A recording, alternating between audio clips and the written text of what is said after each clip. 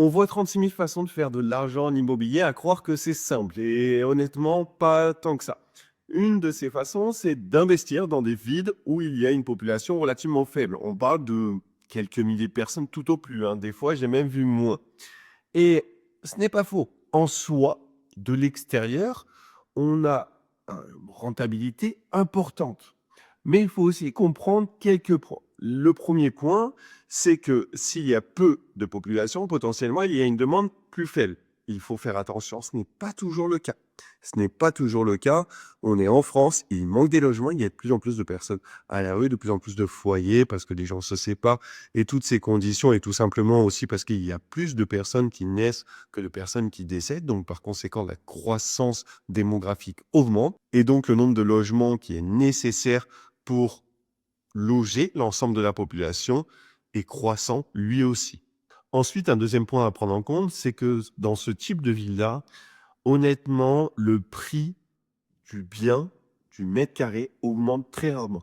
Donc, vous pouvez avoir certes une grosse rentabilité, mais lorsque vous revendrez à un prix relativement similaire au prix d'achat. Alors, bien sûr, vous l'avez loué pendant des années, peut-être des dizaines d'années, et donc vous avez généré de l'argent. Mais il faut juste en avoir conscience. L'immobilier, ça ne monte pas de façon déraisonnée, constamment, quel que soit l'endroit, parce que le temps passe, on prend 3, 4, 5, 7%. Ce n'est pas le cas, ce n'est pas aussi simple. Dans certaines grandes villes, ça peut être le cas, pas dans toutes les villes et surtout pas dans les petites.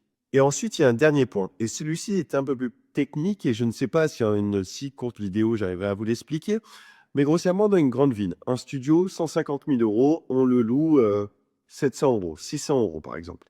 Très bien. Dans une petite ville, un studio, des fois, vous l'avez à 20 000 euros. Ça existe, hein, ça existe hein, réellement. Donc, vous l'avez 7 fois moins cher. 20 000, 150 000, allez, on va dire 140 000, 7 fois moins cher. Ok, très bien. Sauf que le loyer, juste avant, on avait dit qu'il était à 600 euros, si je dis pas de bêtises. On s'arrange, on va dire même qu'il est à 700 euros. Donc 140 000 euros d'achat, 700 euros de loyer. Si le studio l'achète 7 fois moins cher, soit 20 000 euros, on va pour autant pas le louer 7 fois moins cher, ce qui ferait 100 euros par mois. Ça n'a rien à voir. Il y a des limites, il y a une certaine échelle à respecter. Et donc, un studio à ce prix-là, potentiellement, il se loue 250, 300 euros. Peut-être même plus. Mais bon, tout ça pour dire que dans l'idée, en termes de rentabilité, de pourcentage, on est à 2 fois et demi par rapport au premier investissement que j'évoquais. Je ne sais pas si c'est clair. Si ce n'est pas clair, je peux vous le réexpliquer. Mais il faut juste avoir ces notions en tête pour faire le bon choix lors de votre premier ou de vos investissements.